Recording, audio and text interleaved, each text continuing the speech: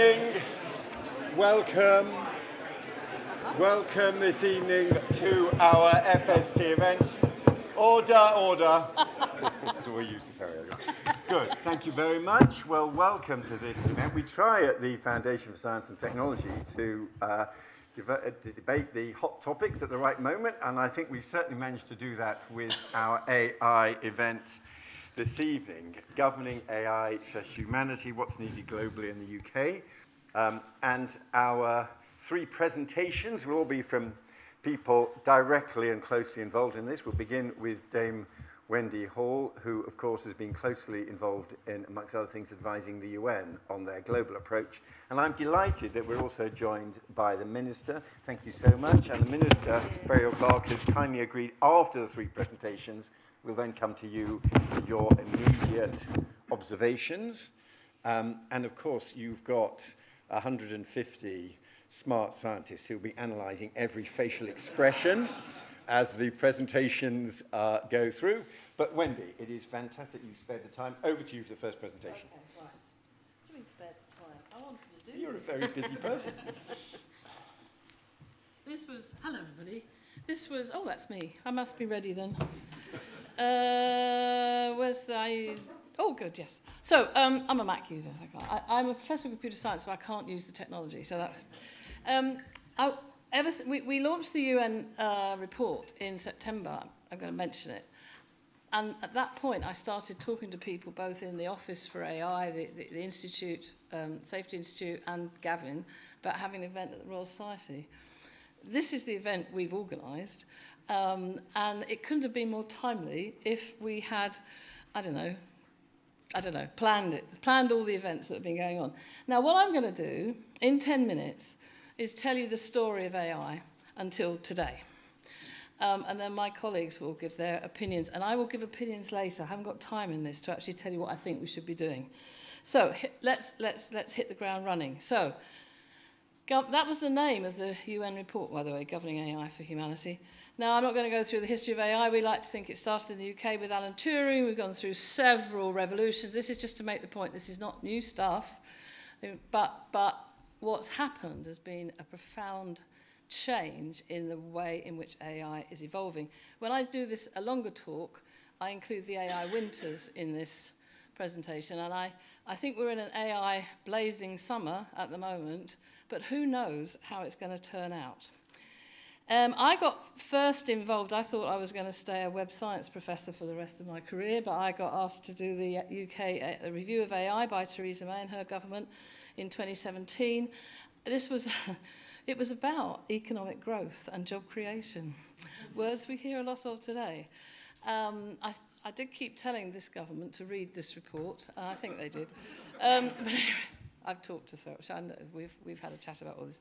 And then it went into Greg Clark's industrial strategy, and there was a $1 billion deal set up to put, and that was the beginning. From that came the Office for AI, the AI Council, and all the investment in AI that came through a series of conservative governments through to, of course, when Rishi Sunak was Prime Minister, as Chancellor, he did a lot of the giving of the money for this fund.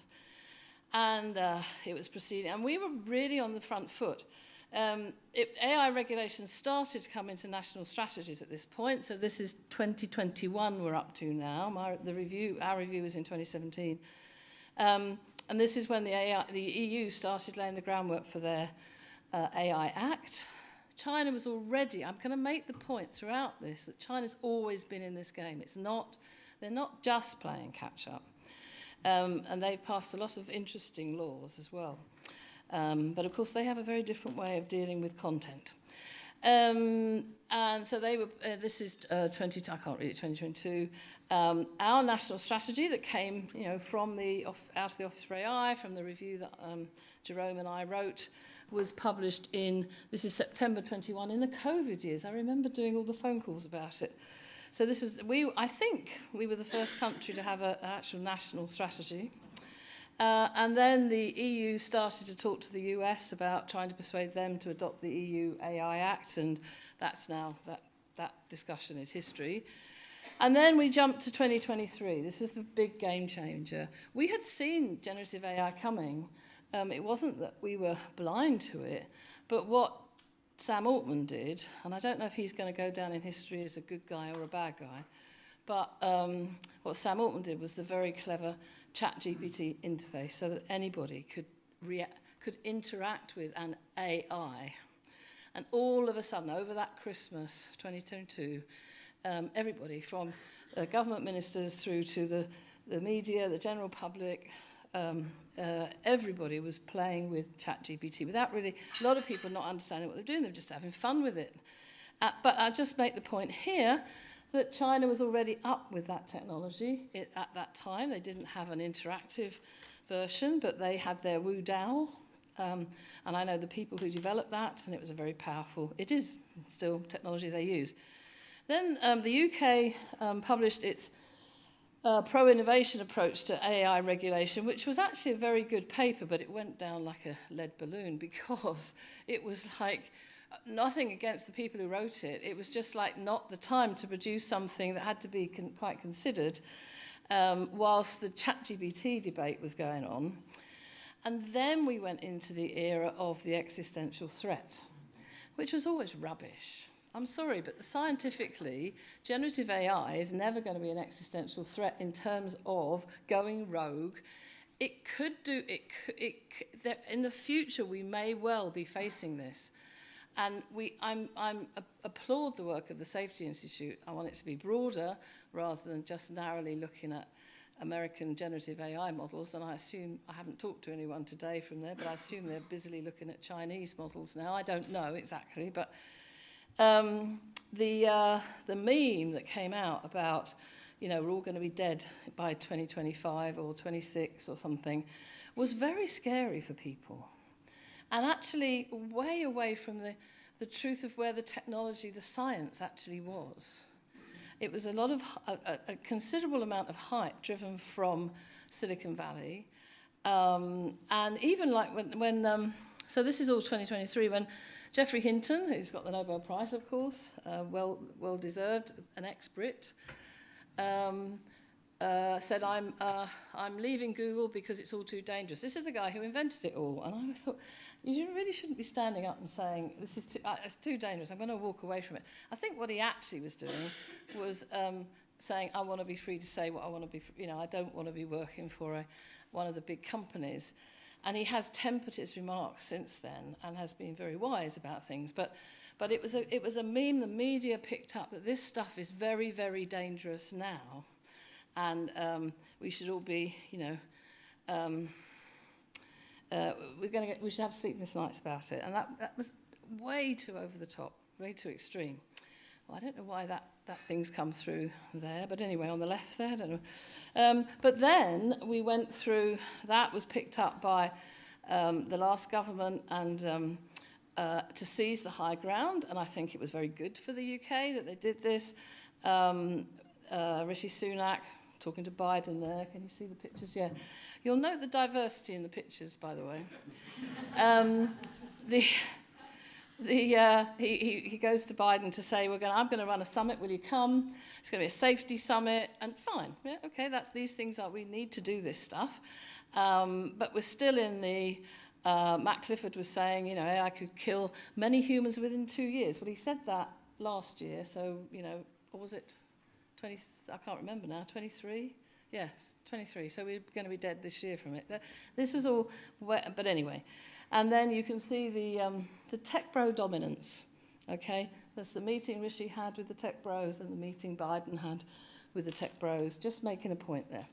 Meanwhile, China, in its way, was launching its AI framework through its Belt and Road Forum. China influences a huge part of the world. Read my book, 4 Internets. In technology and the internet and now AI, China is influencing a large part of the world in terms of what it's doing in this area and giving them the money to do things that we aren't doing. I mean, in terms of helping them develop AI, helping them use AI. Then we get, how am I doing on time, Gavin? Then we get the UN saying, we're going to try and do something about this because we need some global governance. You don't know, do you? How long have I got? Oh, fine, good. So Oh God, I forget this now. This is October 23. The UN AI advisory body was set up. We had less than a year to produce a report about how the world should be, can set up some form of global governance of AI. I could talk to you loads about that, but I don't have the time. That we were set up in October 23. It was all happening very fast then. The Prime Minister announced the UK AI Safety Institute, made the announcement. That was in October 23. We had hardly any notice of, and there weren't that many people invited, actually. I was one of the lucky, there were very few academics, professors, scientists invited to the first summit. I was one of the lucky few. Then they announced it and announced the AI Safety Institute is the key thing here on the 26th of October. And Biden announces his executive order 5 days later saying, I want you to ask the companies to self-regulate.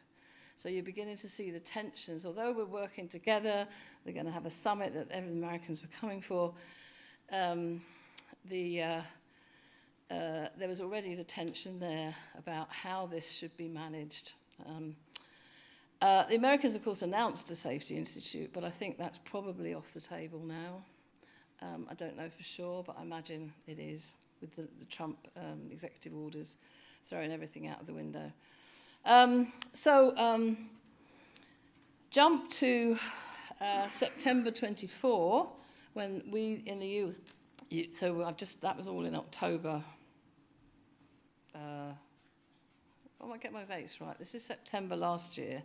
So the safety summit was October 23. It was, wasn't it? Yeah. So yeah, I'm confused because it wasn't one a year. Yeah. Yeah. Thank you.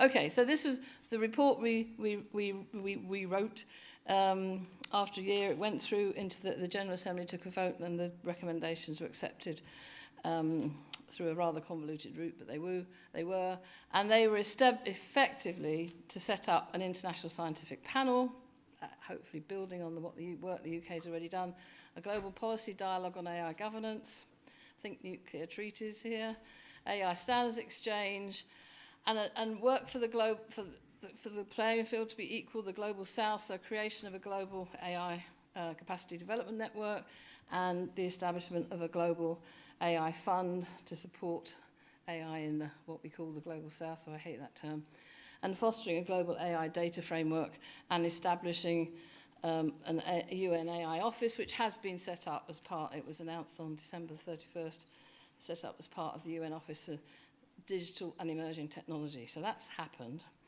Now, the whirlwind, all right? In September, it all seemed, right, we had a way through this. Then, just before Christmas, in December, the EU announced their funding for what they call a CERN for AI. This has been talked about for a long while. We talk about it in the UN report, where seven countries, 7 labs are set up with a lot of funding for supercompute to enable innovation in AI in Europe. Then, in January, we had, it was a bit delayed, but actually timing worked because it was really, this is the AI Opportunities Action Plan, which is a good plan. I think it's well thought through. I'm not saying that because the minister's sitting here. I've said it to her already. And the 4 highlights were create new AI growth zones. Well, that's a bit like the EU were doing, but and I haven't put the money, but a lot of money behind this. Sovereign compute capacity, which I think we hugely need. The establishment of an AI Energy Council, which is a really good idea, and we go backwards and forwards on how much energy AI is using or could create. And to strengthen sovereign AI capabilities, which has skills and global talent, and yeah. So, then the last few days, Trump revokes the Biden executive order on addressing AI risks. The tech giants are putting $500 billion in Stargate to build up AI in the US. And then just this weekend, we had the DeepSeek chaos that's coming. And I'm sure we'll talk about the role of open source in this and China. Breaking news, Joshua Bengio's latest report on Safety of Advanced AI. 330 pages of it was due out today, but I haven't seen it. And it could be because of all the news that's been coming out. I have seen the report, but I haven't seen it come out. And then next week we will go to France to have another summit. My worry, and I'm just about finished, my worry in all this is not so much as well as the regulation of AI, we are turning the internet into a toxic swamp. We have to think about this stuff responsibly. Could talk more about that if you want. This is a slide I used to use when I was talking about the internet. The future is either a complete disaster, or can we actually make it work for us? It's up to us. But keep calm, and trust me, I'm an engineer.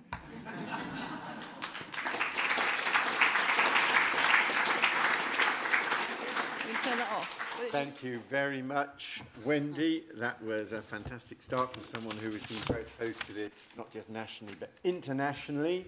I should also welcome our online participants and say, do participate and put your questions via Slido. And thus on Slido, if you go to the Slido website, the meeting number is hashtag 343928. 343928 for questions, as well, of course, as questions people physically here with us. Right, we're now going straight to Doug Kerr. Thank you very much indeed for joining us, Doug. He is, of course, an expert on this, chair of the Alan Turing Institute, and has had a busy week because he's now become interim chair of the Competition and Markets Authority as well. And you're moving fast, Doug, and we very much look forward to your presentation. Over to you. Thank you, David. Brilliant to see everybody here tonight. Wendy, absolutely amazing. What a tour de force. I'm not even remotely going to try and do this. I'm going to bring you right down from that incredible scenario of global regulation straight to the coalface, if I may. So this is all about how does it actually work at the coalface, as we like to say, what's happening in AI. So let me just touch a little bit on, well, what is it? A question we don't often go into.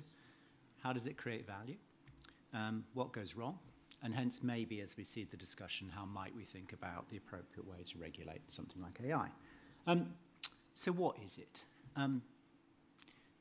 I'd like you to take the following lens. If you think of any organisation, whether that's a university, a commercial company, a charity or whatever, the Royal Society, there's a lens you can put on which is an organisation as a decision-making machine. And lots of organisations take very large number of decisions. And fundamentally, AI is no more complicated than a decision-making machine that takes a bunch of inputs that we typically translate into some kind of numerical form, so we can turn it into bits and bytes and what have you. It applies some form of algorithm and translate it into a series of outputs, which again, we tend to put mathematically and translate it. So that's all it really does. It takes inputs and it produces outputs. And obviously you need a lot of models, you need this, but that's fundamentally what it does. And by the way, and this is my slight beef, if we'd called it applied statistics, we'd never have got the funding, but it might have been a bit more honest about what it actually is. So there you go. So a question that I ask a lot of business leaders, which is, okay, you've heard the hype. How does AI actually create value? What is it that AI does that can actually add any value at all to your organization, whether that's societal or economic or commercial value? And if you take that lens of AI as a part, the lens of an organization as a decision-making machine, you know, you can get humans to take your decisions, you can throw dice to take your decisions, you can ask machines to take decisions. And when you say, okay, AI creates value through making decisions, quite often in conversations I have, there's a bit of a type error. Because if you think about a decision-making machine or organization, you've got two dimensions. Apologies to all the mathematicians in the room. You've got fidelity, bluntly, do you make good decisions or bad decisions? And you've got velocity, do you make fast decisions or slow decisions?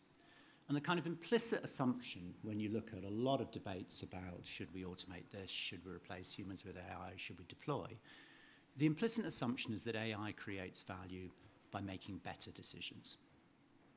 You know, we could make amazing decisions. We now have an AI that's capable of looking at a photograph of the skin and doing a better job than the world's best panel of oncologists about whether you might have skin cancer. Awesome. You know, it may not. It's almost completely irrelevant. If you actually go and look at AI deployment in the real world, the value-creating lever is not that it improves the quality of decisions. It may not. It's that it massively improves the velocity of decision-making. And massively improves doesn't mean 3 times or 5 times faster. It means 1 billion times faster or 10 billion times faster. And this is not a given, but it turns out in lots of domains, if you massively increase the velocity of decision-making, you can hugely increase the granularity. And in many domains, that turns out to be extraordinarily value-creating. I'll give you 3 simple examples. We know that if you take a retinal eye scan, we actually know we have pretty good models. We know that retinal eye scans are actually very good indicators of lots of major health diseases. Diabetes, cancer, cardiovascular can be spotted by looking at a retinal eye scan. And we know we have human experts who are actually very good at looking at these in detail and saying, yep, here's something, make a referral. So that's brilliant. Problem is we don't have very many human experts. Do you know how many retinal eye scans we did in the UK last year? We did 900,000 retinal eye scans. And we have a few dozen human experts, so we might have looked at 100. Now, if we've got an AI algorithm which doesn't have to be, is pretty good, and remember this is only ever probabilistic, it's predictive, but imagine if you ran every single, because you know, every time somebody goes into a high street optician and gets that thin, there's an image, run it through a good enough algorithm, and you'll suddenly narrow down to, let's say, the top 0.1% or the top 1% that might be candidates for that. Bingo, you have created tremendous value. Tremendous value. Simple deployment, it's about velocity. Give another example. We've been doing a bit of work at the Alan Turing Institute with the Met Office on a really simple question, which is let's figure out how to improve weather forecasting. Simple. Actually, it's a deeply hard problem. Is that right, Wendy? And it's a deeply hard problem. Let me throw my man back to my good old-fashioned mathematician days, because this is a chaotic dynamic system, which means that tiny changes in the initial boundary conditions can have an exponential growth and things. So it is almost impossible to do a deterministic model that has good accuracy in the long term. Never mind what happens when real weather systems hit a pothole or a bump in the road or a squall. It's really hard. So you spend insane amount of money building supercomputers with basically fluid dynamic physics models that are pretty good at saying there's a large cloud wobbling this way. Bloody useless at saying, is my village going to flood tomorrow? And that's what we care about. So what's been interesting at the Turing is we said, well, maybe if you took a physics-constrained machine learning model, i.e.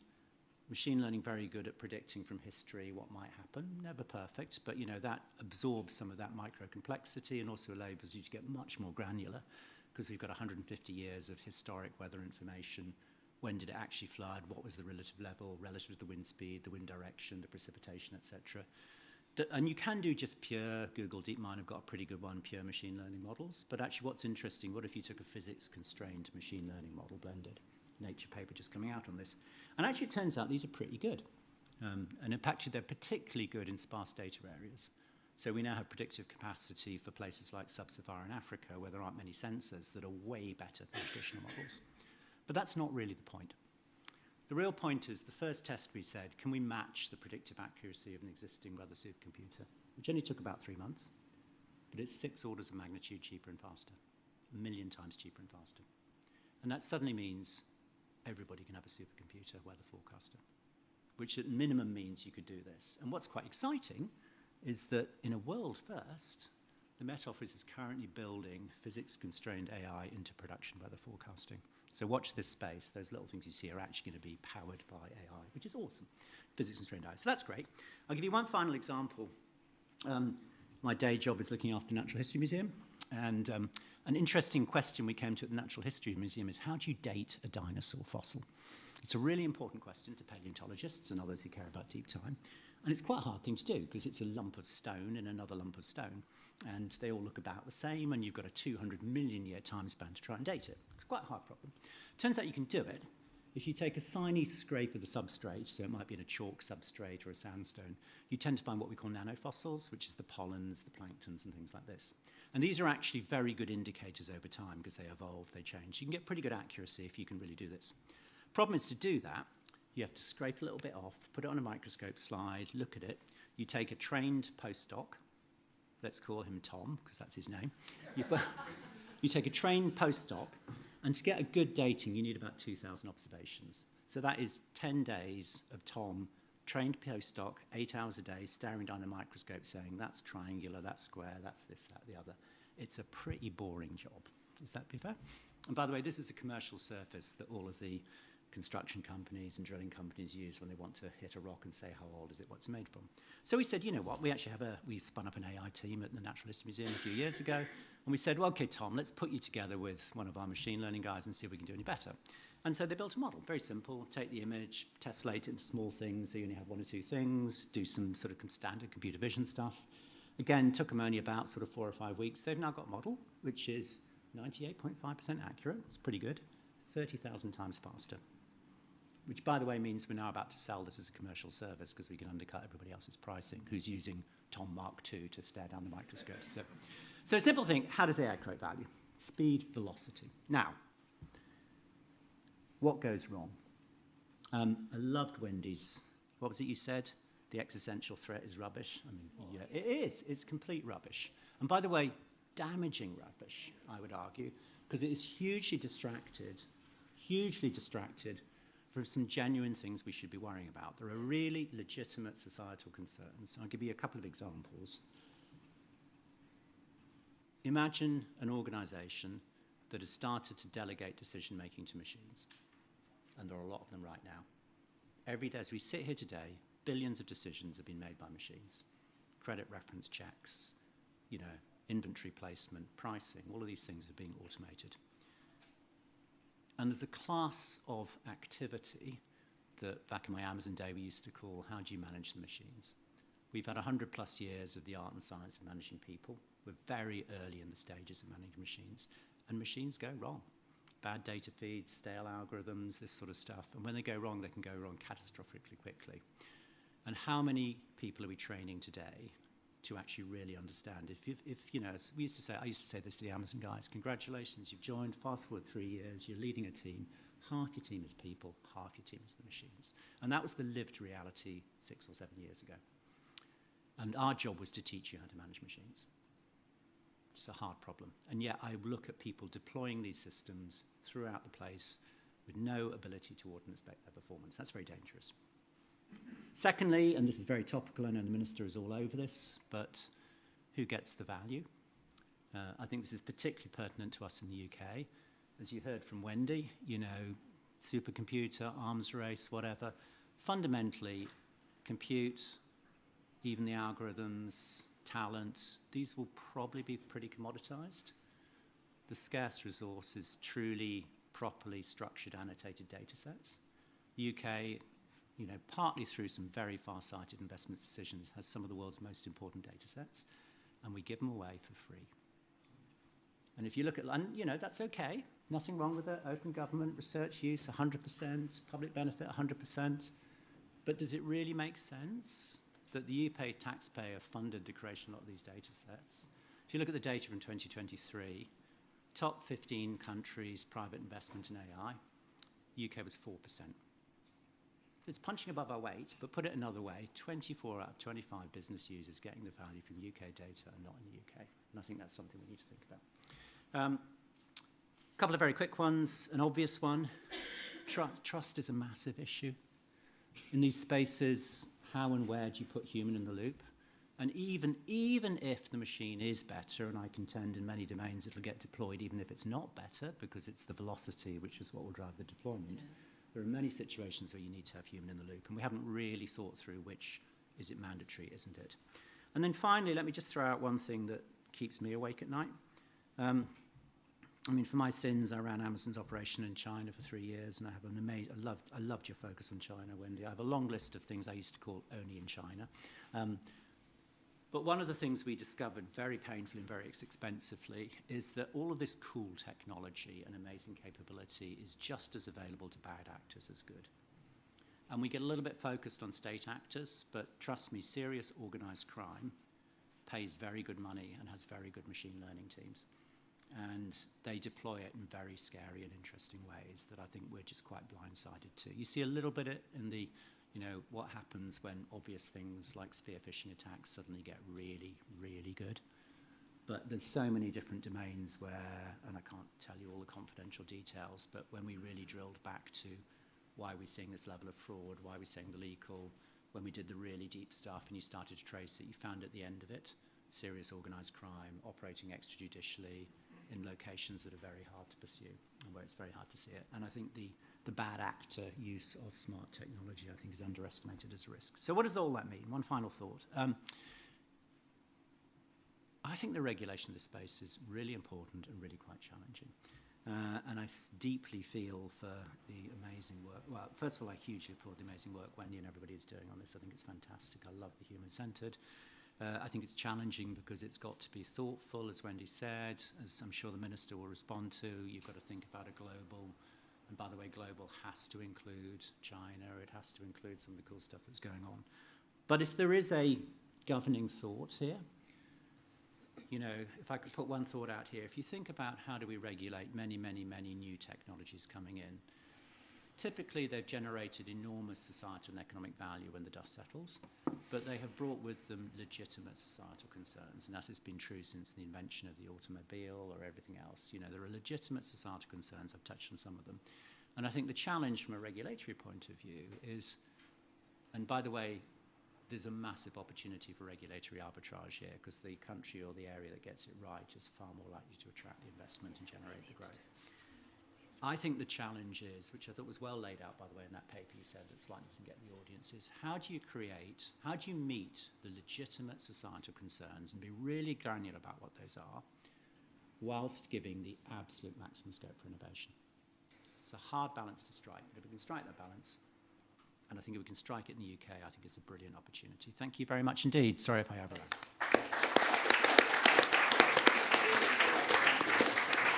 Thank you very much, Doug, for some really important insights about the velocity achievements of AI and also our national opportunity. We're now going to hear from Adrian Joseph, who is one of our leading applied data and AI-focused technologists, recently the Chief Data and AI Officer at BT, and also was involved in advising on the National AI Strategy.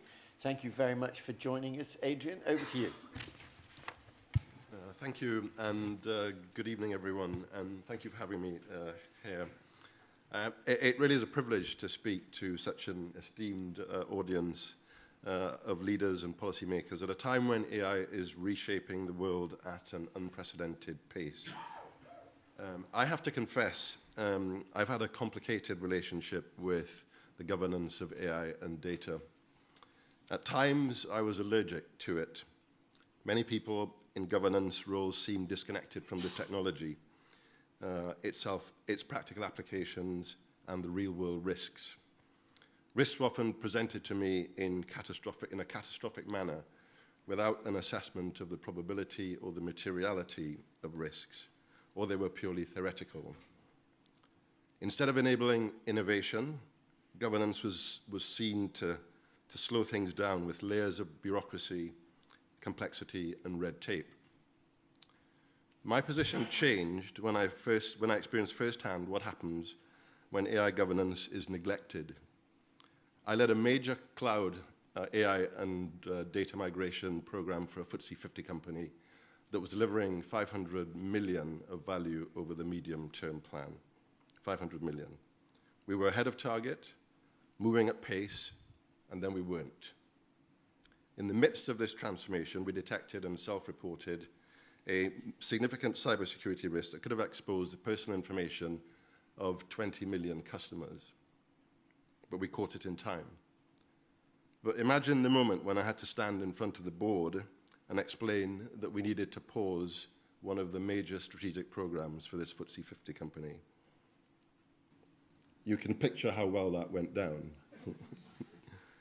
Despite having top-tier internal teams, highly paid consultants, and a leading cloud provider on our side, the review uncovered 4 critical security risks and numerous medium to low ones. The result, a 6-month delay in one of the major programs that was one of the top 3 programs for the business. So this experience taught me something invaluable that I see on the many boards that I work with at the moment. I think boards have 2 fears. They're terrified of an AI catastrophe, but yet equally afraid of missing out, of being left at the back of the pack. They're caught between letting the genie out of the bottle and locking it away forever. Their job, and my job, and indeed I think all of our jobs as policy leaders and policymakers and leaders, is to strike the right balance between strategy, risk, and resource allocation, which is what I think boards should really focus on, and policymakers. So how do we approach AI governance in a way that enables innovation rather than stifling it? How do we ensure AI is an accelerator, not a brake? So there are a number of things I think we need to think about in terms of boards and policy making. There are 5 things that I think good AI governance will deliver. One is helping to shape strategic direction. When it works well, AI governance aligns with corporate values, regulatory requirements, and long-term strategic goals. It helps organizations build ethical, compliant, and sustainable AI. Second is empowering responsible AI. It's not just about policies, it's about people.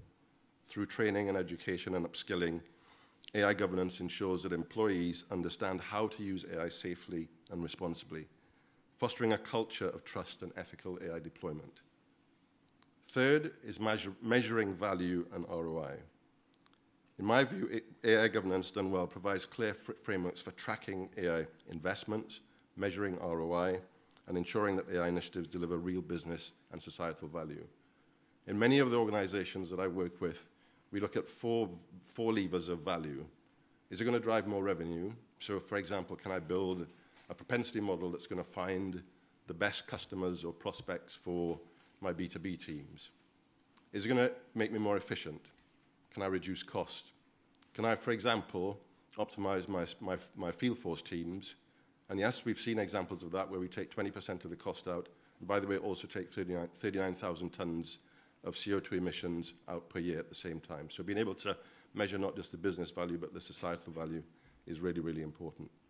Third value lever is around customer experience, citizen experience, patient experience.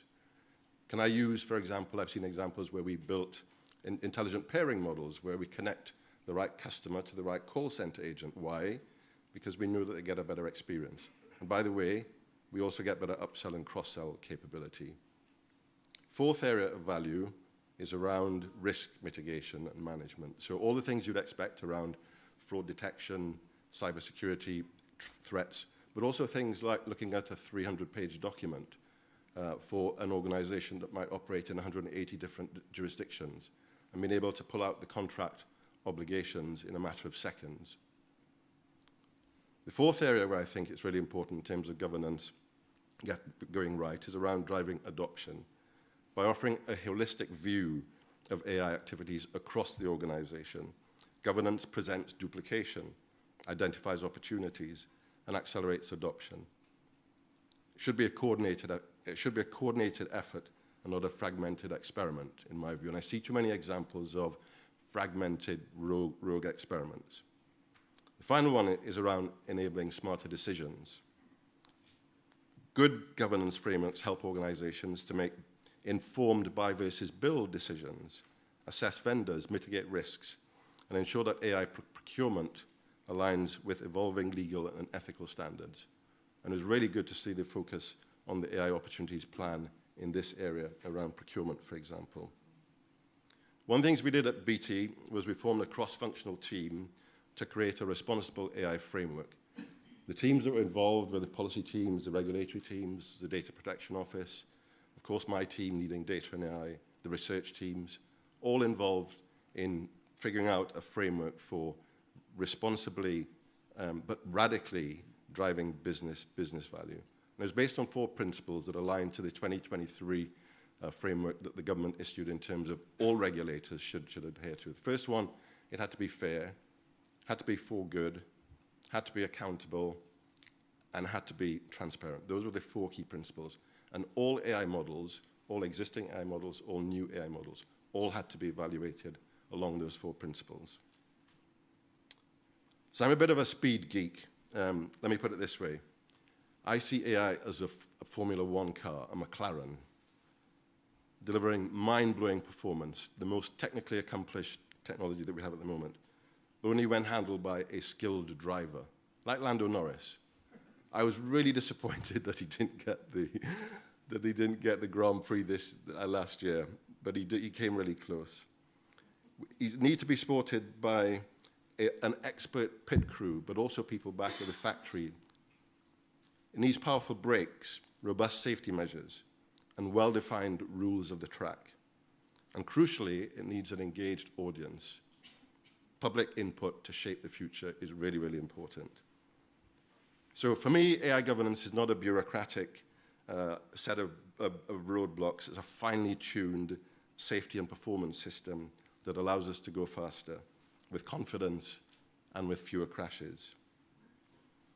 So let's not be paralyzed by fear, nor reckless in our ambition. Instead, let's drive AI forward safely, strategically, and at speed. Thank you.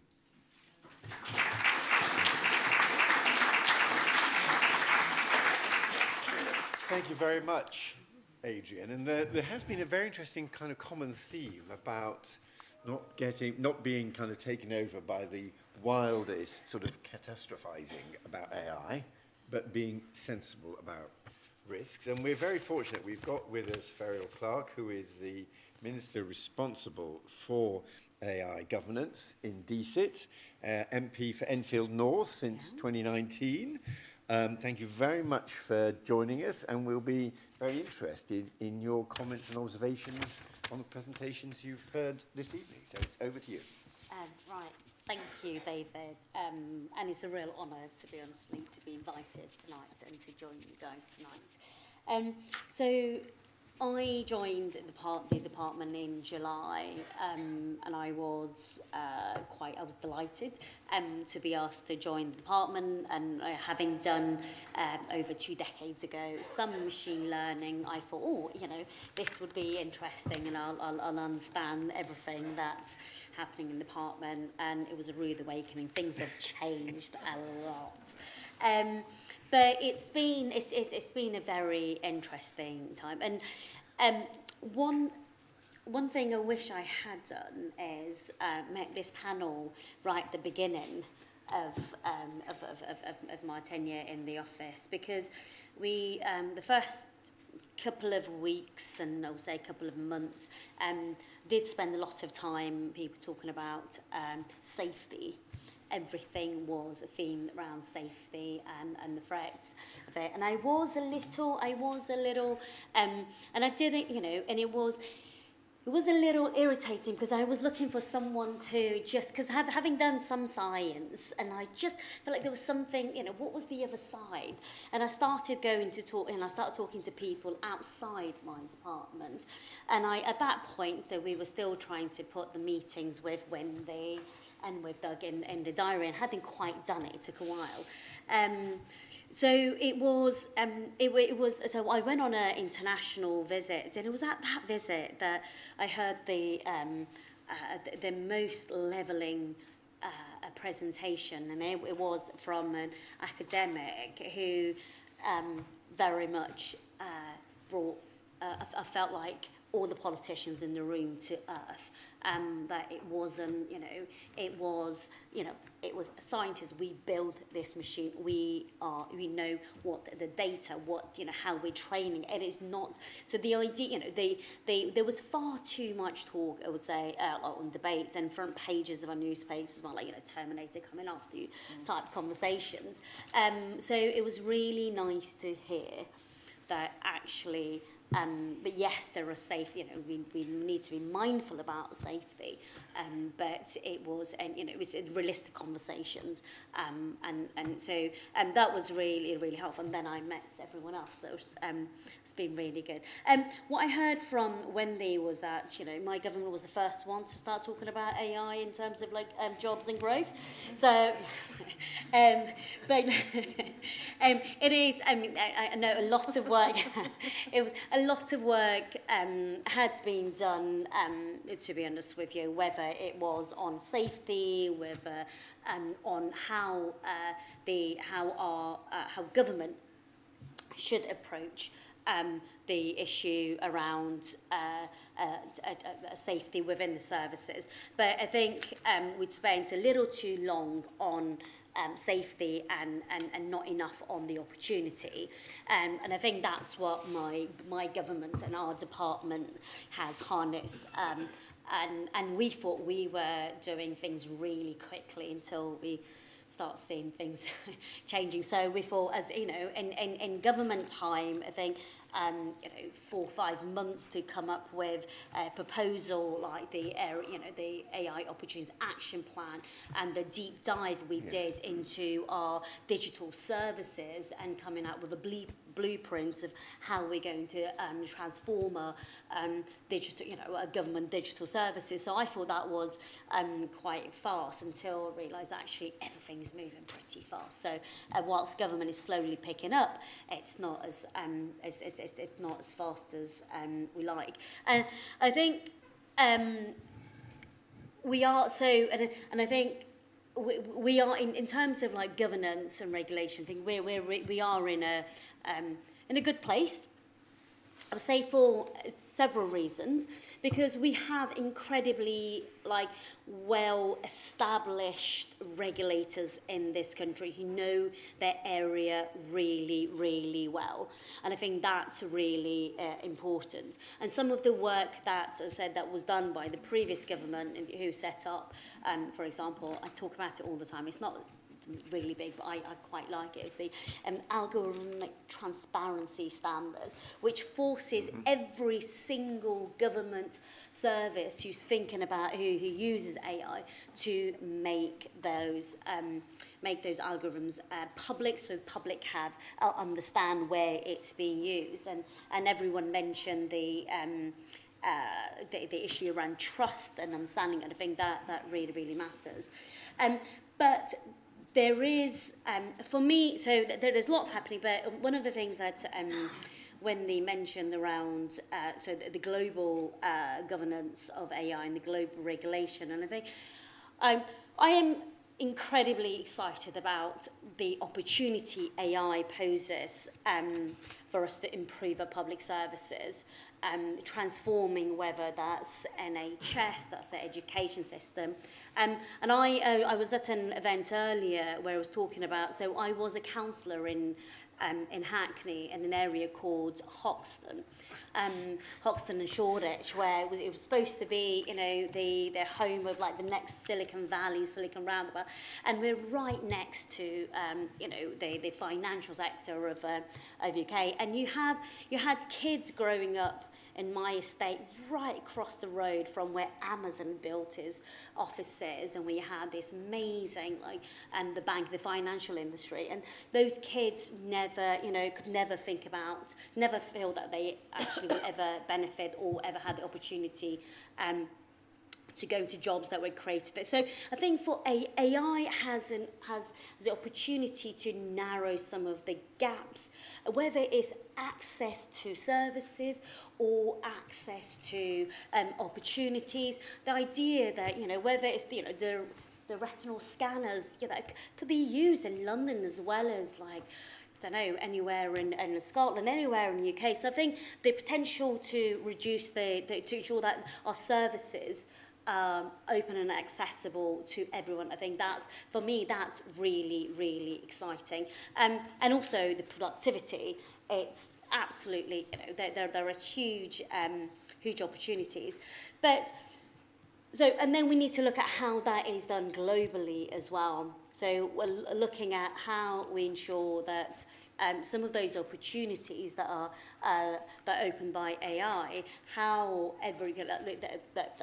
we work with our partners globally to ensure that whether it's training, whether it's data, whether it's skills, how we ensure that whether it's Global South or other nations benefit from this.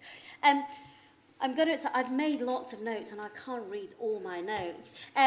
But the one thing, so I don't want to go on too.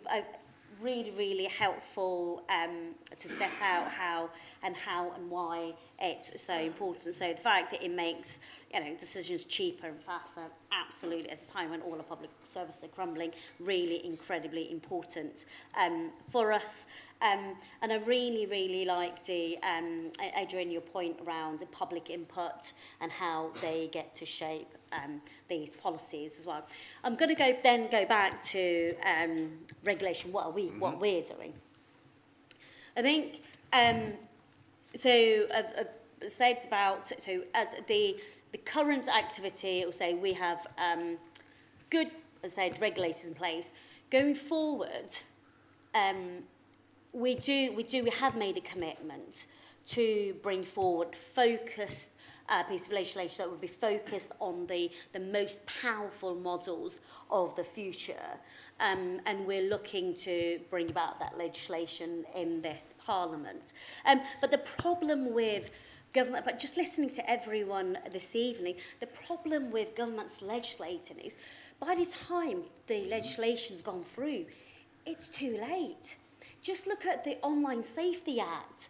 And it's a really good piece of legislation when you look at, across Europe, but it's already out of date. We haven't even started delivering, implementing it. We're already having to update it. So regulation, absolutely, but we need to be mindful of the changes that are happening and make sure that regulation meets the challenges of the day. So yes, we're looking to bring about regulation to ensure the safety of the bigger models of the future, but how we make sure that is updated and it's time that is going to be a big challenge. Sorry, I'm gonna stop there and I'll give you opportunity for questions. But fascinating, thank you so much. We should do this for the whole of Parliament. Thank you very much.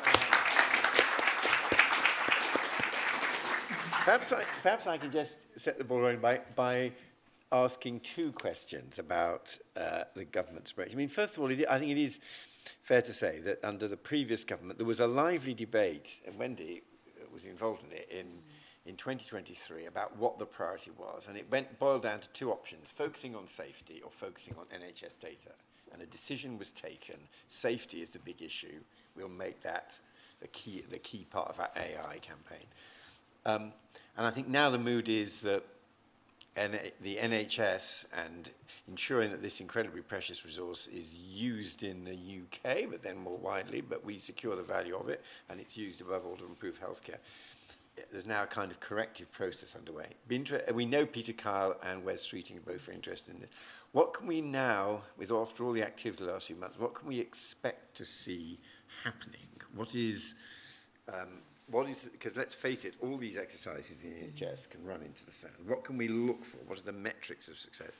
And the second question, because I think we all understand, not least because there's a parliamentary process underway at the moment in the House of Lords going through your current legislation, how slow these are. There is, of course, as well as primary legislation, there is standard setting, there is transparency, we've had transparency on algorithms, there are operational standards. There's a surprising amount that you can do if you're up to speed globally to get a handle on things, even if you've got minimal primary legislation. And I have to say, places like here at the Royal Society, the moment when you've got world-class scientists and technologists involved in the debate who know what's happening, that can be as much an asset in keeping your regime up to date as more primary legislation. So the second question is exactly how you see flexibly, incrementally, your links to the science and tech community, so even without primary legislation, you can keep a handle on things. That was hard. I know. Thanks, Dave. No. I think we've got to I think the important thing that Peter and the PM have been able to convey, and we want to convey, is that safety and opportunity aren't at odds together, at odds with each other. They are the two sides of the same coin. You can't make use of those opportunities and get people to use them and trust it unless you've got safety baked in right from the beginning. So absolutely, and that's what we need to make sure, that wherever we are actually developing AI tools, that that is key with that. And I think so that we need to keep banging on about that.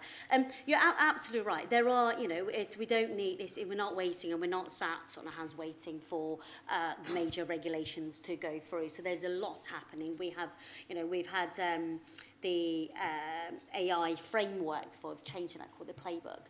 The AI playbook that now all departments will have to, as a set of steps that every department will have to go through when they are developing an AI tool to use within public services. And then, as I said, you've got the algorithmic transparency standards. There are a whole host of measures, and we're investing in lots of research around societal harms to get a better understanding of the different harms in different sectors and how they.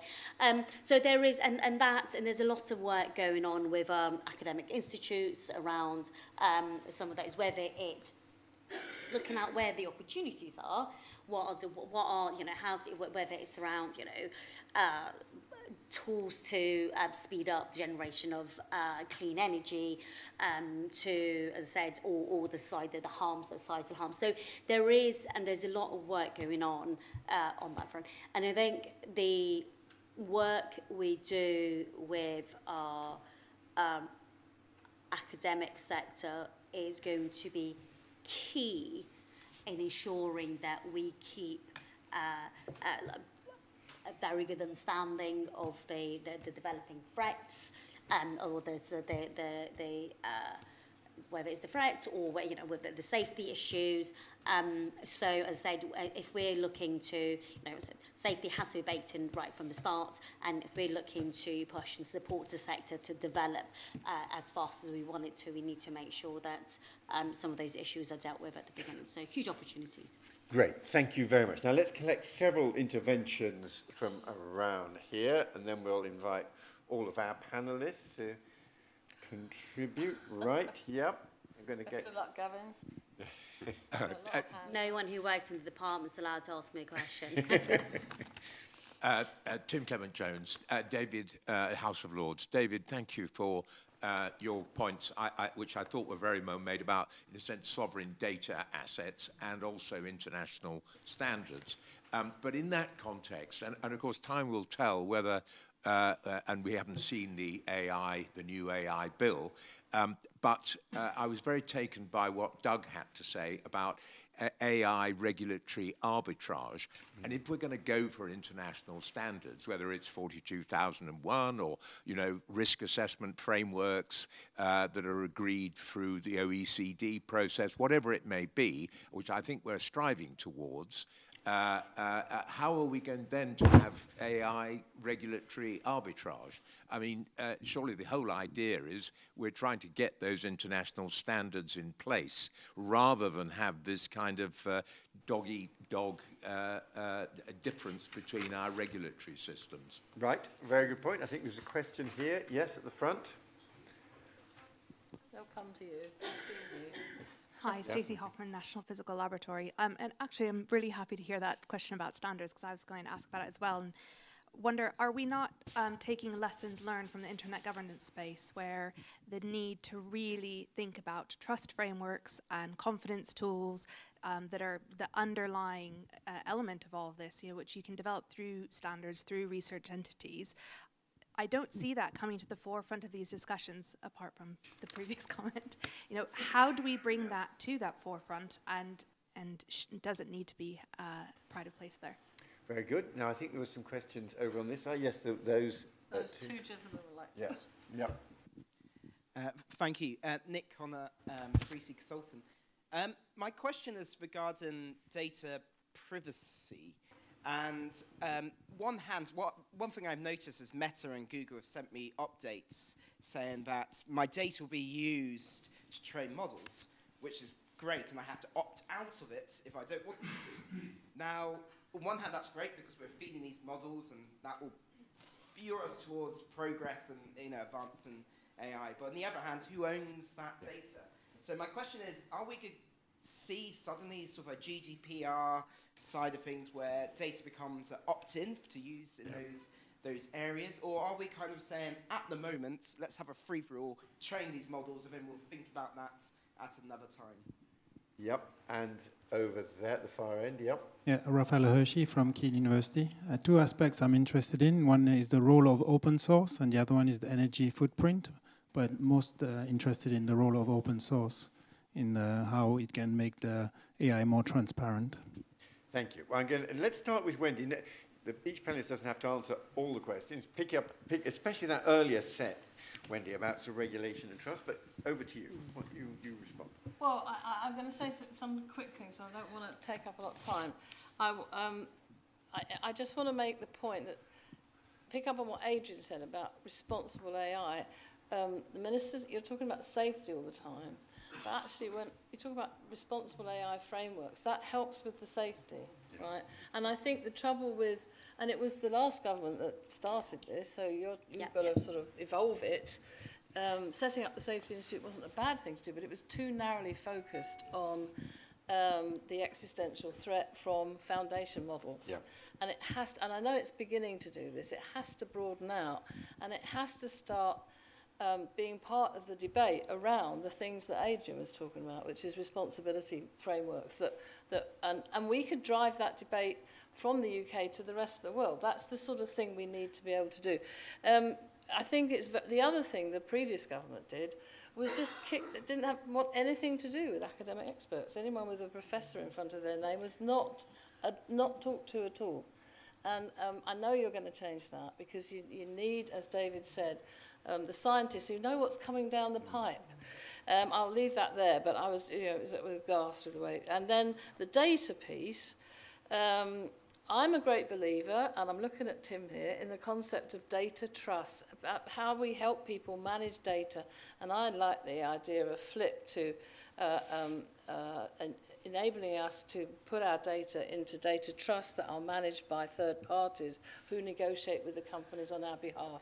We can do this in a collective way, and I'd really like to see the government lead on this. You could do it with the NHS data, you could do it in your national data library, which I think is a bit of a pipe dream, but it's a nice pipe dream to have. But you're not going to achieve any of that unless you take this concept of data stewardship and the concept of a data trust really seriously.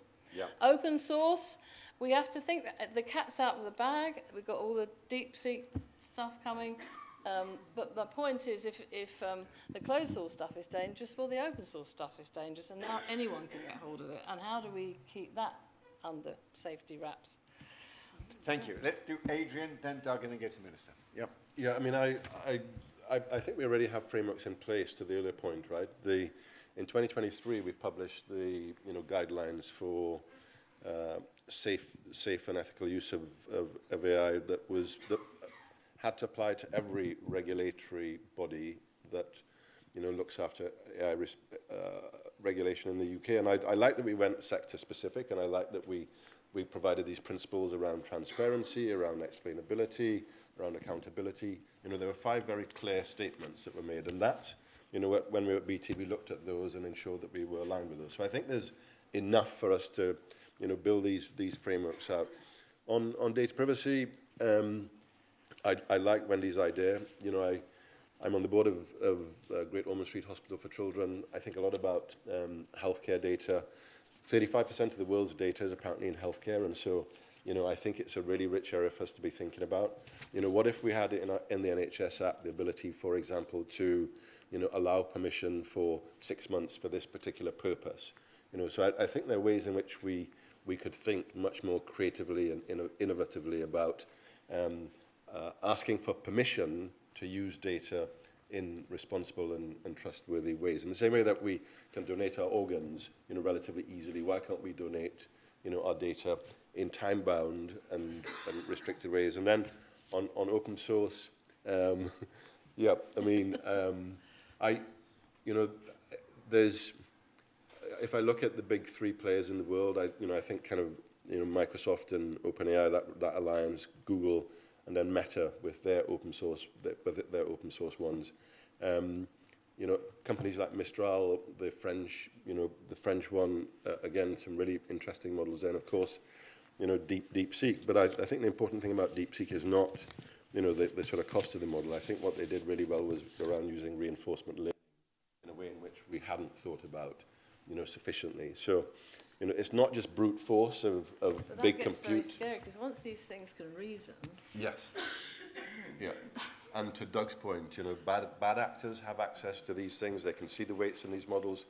I can make adjustments to an open source model, that will create all sorts of havoc. So, really, really important to think about, very carefully about regulating, I think, open source models in particular. Thank you. Doug. And if you had any comments, by the way, about the Chinese model, and yeah. we'd be interested in that as well. Yeah, no, terrific. So I won't repeat what's been said, but let me pick up the standards and the regulatory arbitrage point. And China, I think, is interesting. I had the privilege of being invited to attend the Wuzhen Internet Conference in 2014, How Should We Regulate the Internet? In which the Chinese made a, frankly, not unreasonable point, which is the Internet is entirely regulated by the US. All domain name attribution, all that sort of stuff, and why is that okay? So, and from their point of view, why is that okay? So I just think we should be and I think Wendy's point about the four internets is really powerful, that we get very, very focused on a US/Europe sort of view. There's a totally parallel universe out there, and it's really, really good. I mean, we've seen a couple of simple examples. We should not have been surprised that Chinese AI is better than ours. And ours, do you mean the West? The West. When you think Chinese AI is better than ours? Oh, by a country mile. So, I mean, genuinely, before I went and lived and worked in China, I mean, you can debate different things, but I simply didn't believe it was possible to basically control the internet. I thought that was too hard to do. Turns out, if you really care enough, you can. So if you've never experienced... As long as you accept, you don't get freedom of speech. I mean, totally. No, totally. But that's a totally different perspective. They're better than us. Yeah, no, I accept it. There are many, many things you can criticise. But what's interesting about the party, and the party's, my Chinese used to friends, it's just another dynasty. It's just obsessed with staying in the power. And historically, it's controlled power through three levers. So the military reports to the party, not the government. The party controls all appointments, and that means every university professor, every headmaster, every politician, every journalist. And it controls what it used to call the narrative of history, which is Wendy's point, everything. So when the internet came along, and by the way, to give you a feel for how important the internet is, she chairs only 4 committees in China: the military committee, the propaganda committee, the appointments committee, and by the way, their HR department is a thing of wonder, and the internet committee. So when the internet came along, initially, oh my goodness, unconstrained access, massive threat to control of the narrative of history. And then it turned out, they figured out, well, actually, we could really turn this to our advantage. So the firewall is extraordinary, and it is, and a lot of it was built by Western tech companies, but it's some of the world's most sophisticated machine learning that flags everything, and then 200,000 human moderators. And it's extraordinary. Sometimes the whole story comes through, sometimes that image. If you really care enough, you can do this. And again, if you look at what they've done in payments, or they're looking at these things, it's impressive. So don't be surprised they do stuff. And the data privacy debate has a very different tone there. There isn't any. I mean, in simple terms, if you actually, that's not quite true. It's not quite true. The government, you can't have privacy from the government. They do have privacy laws. Children.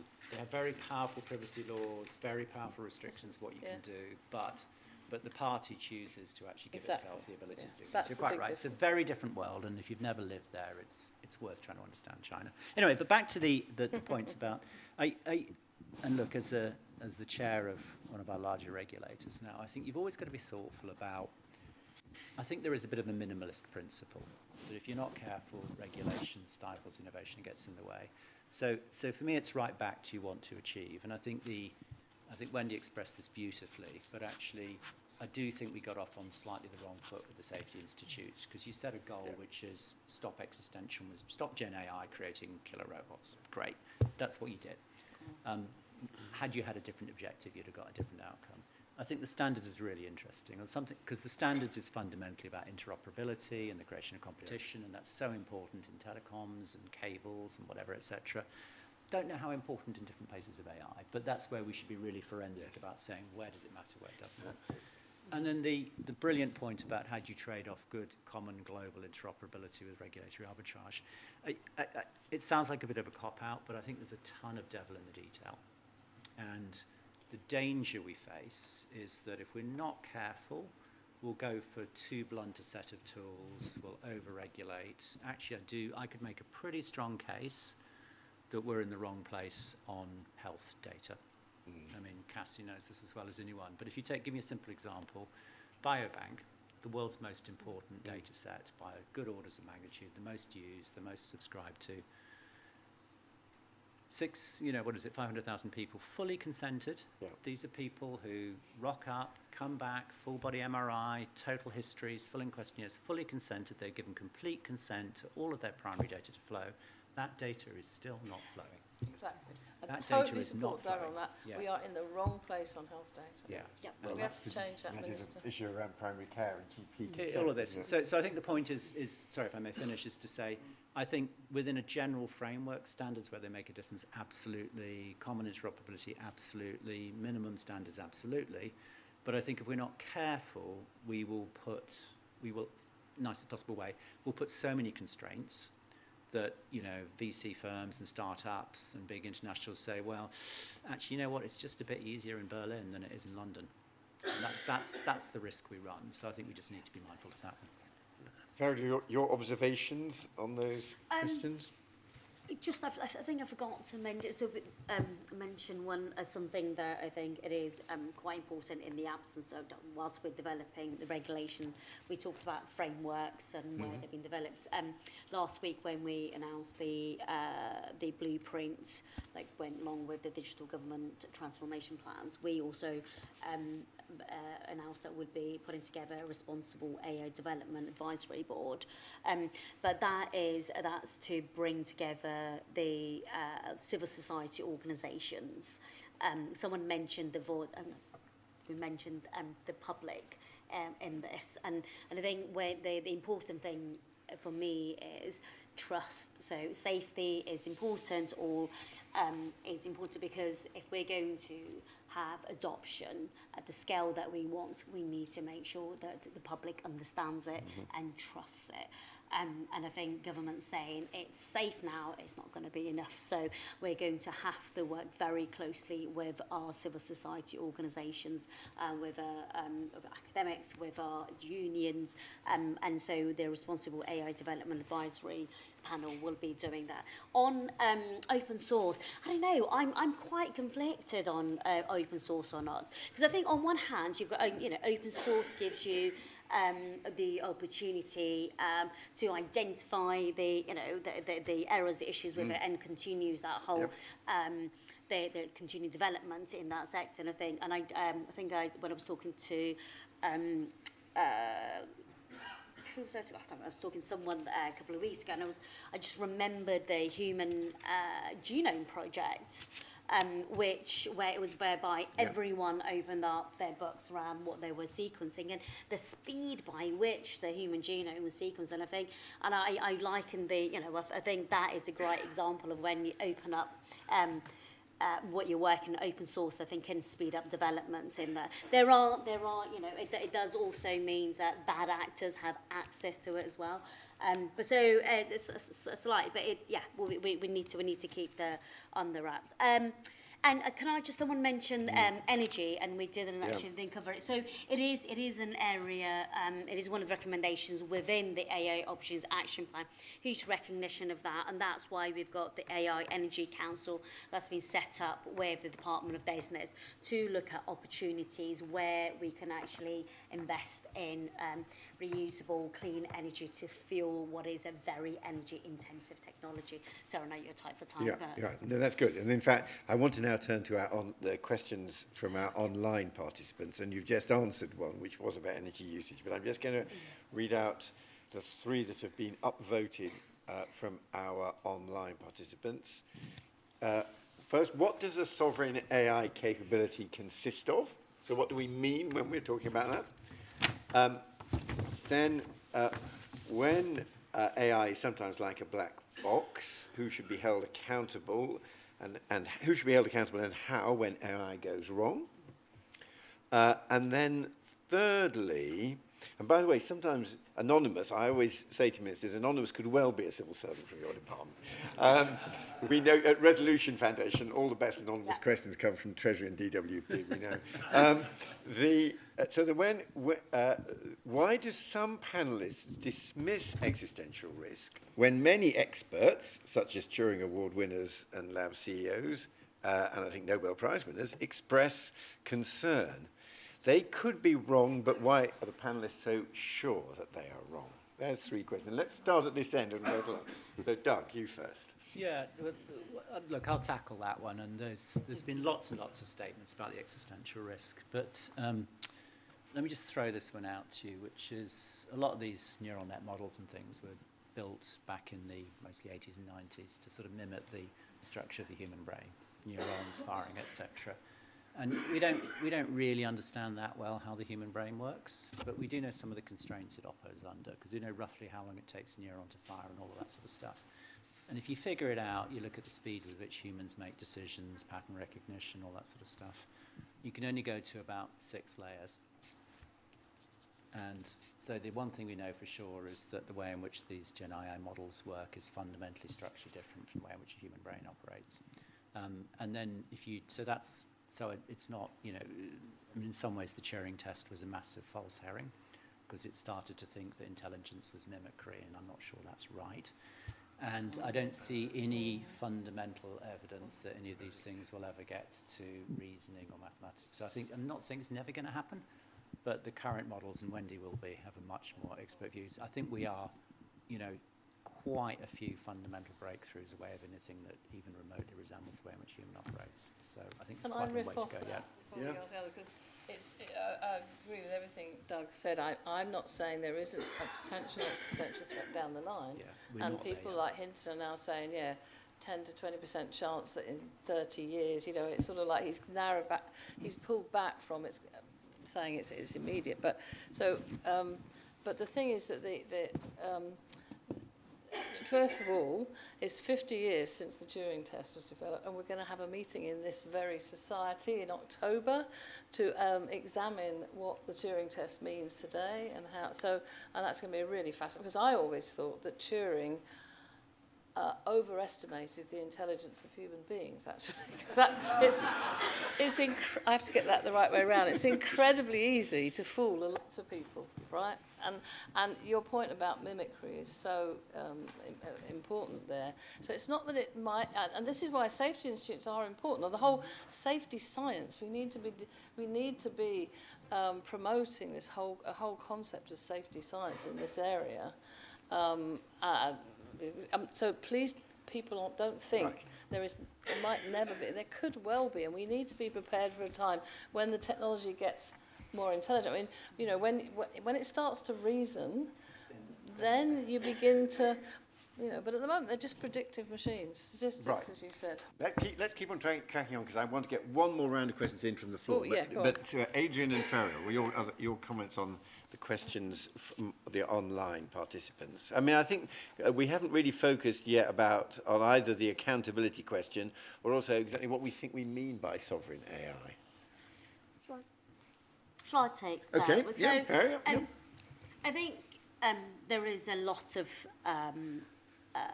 at the moment, it feels like we spend a lot of time just taking what is being developed elsewhere. And I think you will hear my colleagues say, you know, we want to be, you know, we want to be AI makers, not just takers, and developing our own.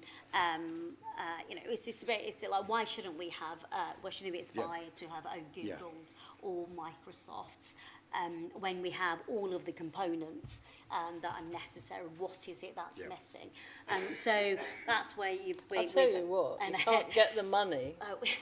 In this country, you just can't get the investment to build those sorts of companies, sorry. There is, and there was a whole debate recently that one of the committees actually led on, and where we heard from whether it was the venture capitalists, whether it was the British Business Bank and the businesses themselves, and there are a whole host of issues that have been highlighted that we're hoping that the AI Opportunities Action Plan will tackle, whether that's skill, whether that's access to money. But you know, one of the basics is that that came up was around the fact that venture capitalists in this country just don't understand science, they were saying. So we have an actual fellowship. We have a program where we're taking venture capitalists from the industry, and we've got a program where they're being actually trained and to get better understanding of science. So it is, you know, there are a whole host of issues and barriers, and there's a team that's been developed within our department that will answer to the Prime Minister and Secretary of State, who will try to use all the government levers to remove some of those barriers, whether that's visas, whether that's regulation. So it's looking at those issues.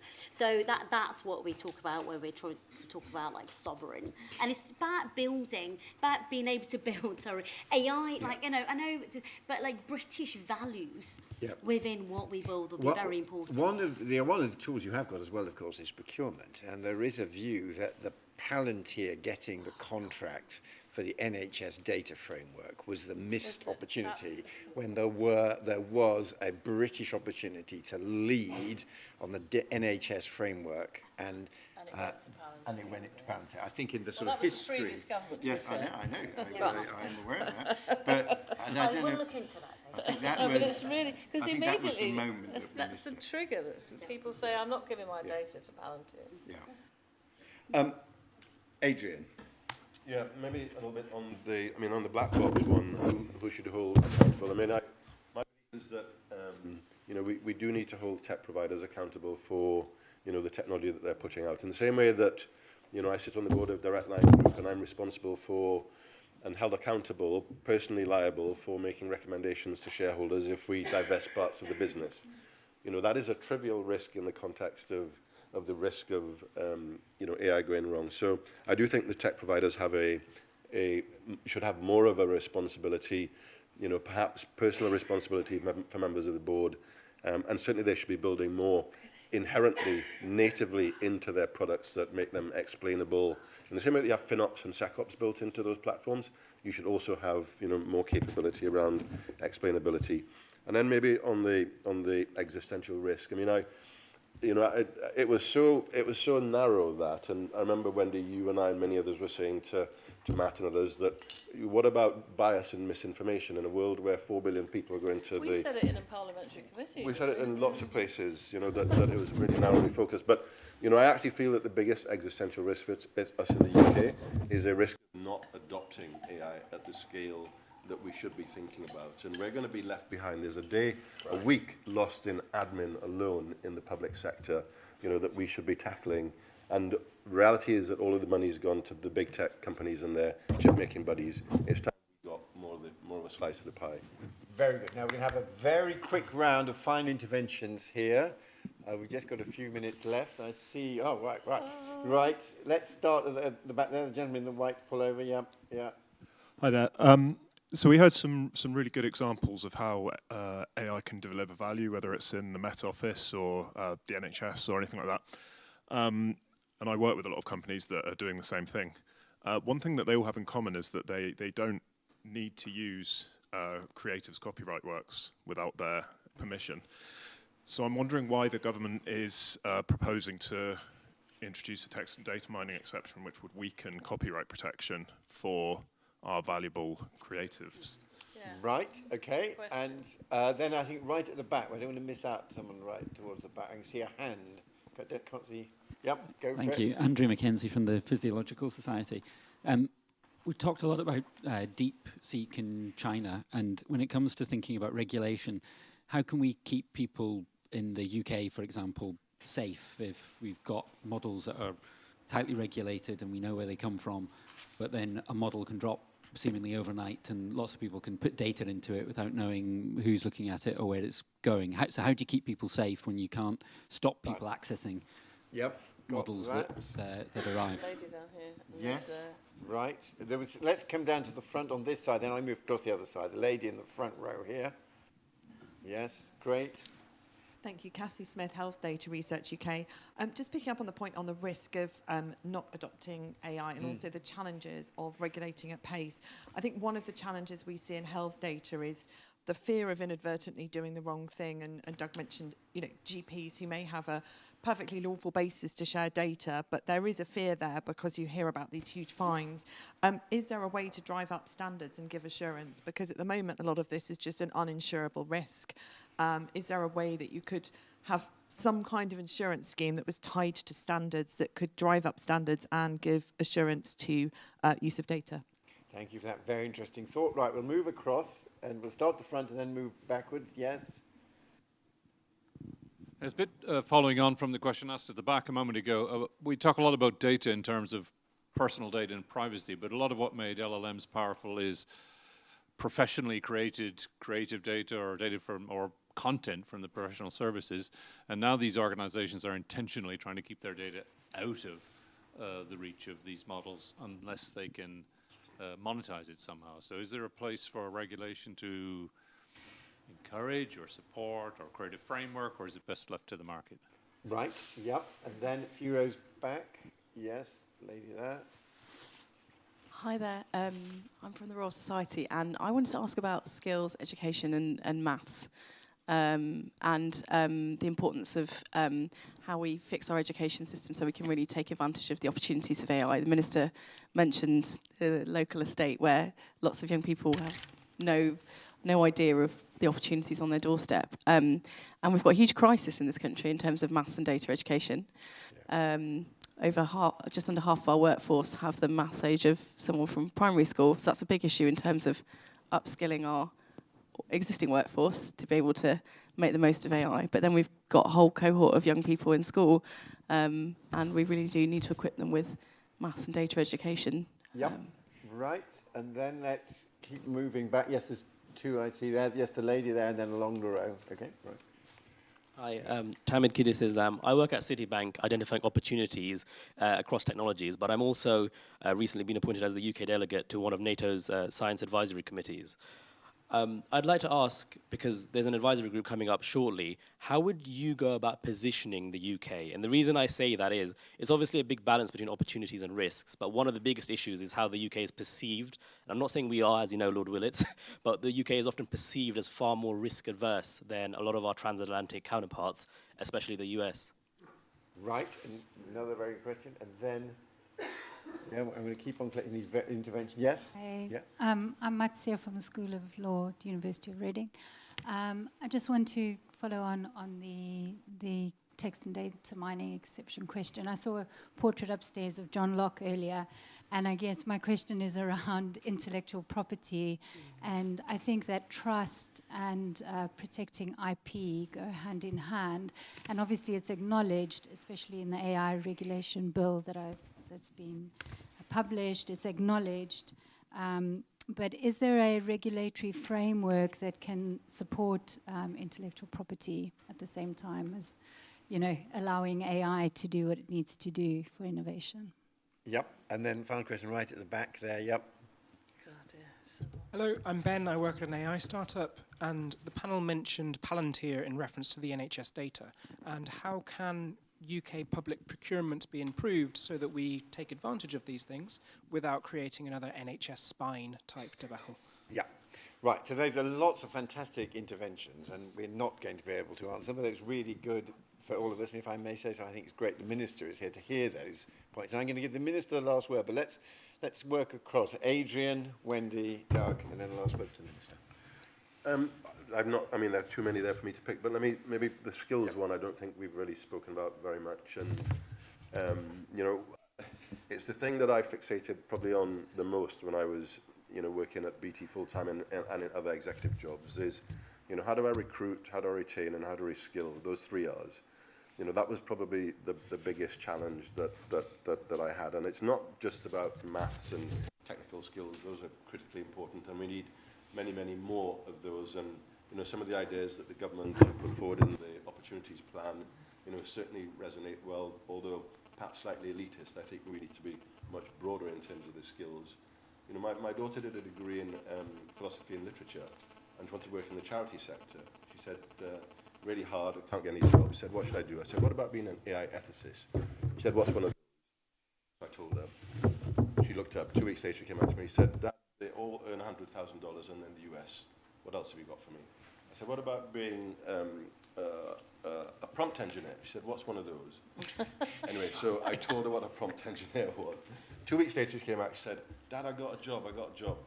I'm working for a 0-hour contract company based in the US, and I'm helping to train llama models. I'm looking at the prompts that people put into llama, and I'm looking at the answers that it gives, and I'm helping to write much better answers. So I think we need to be much more thoughtful about a much wider set of skills and capabilities that are going to be fundamental to us radically and safely driving AI adoption.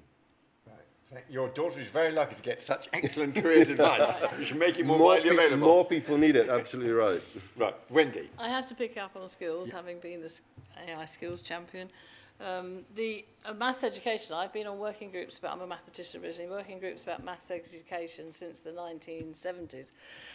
And it's going to take a long, but actually one of the things I'm proudest of that we achieved from the review, and I think this government picking it up, is the MSc conversion courses, where we funded a lot of those, and they're for people who don't have the mathematical skills to teach them about AI and get them into the AI workforce. And I'm really proud of what we achieved with that. And I think you said, Feryal, I think that's part of the plan going forward with the skills piece.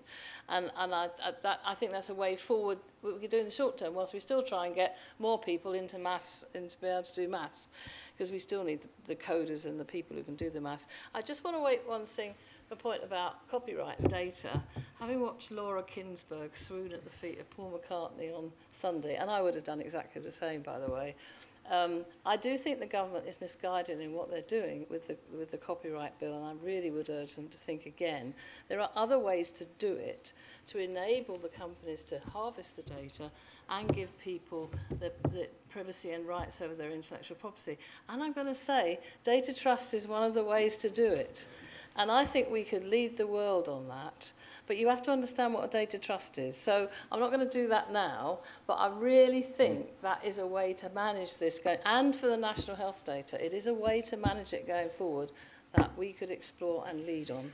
We did debates in the Lords yesterday when the government actually was defeated on this point. The government's argument was that actually they are consulting on it, and it was premature to legislate before the consultation was over. I'm happy to give the government line for you, Feryal.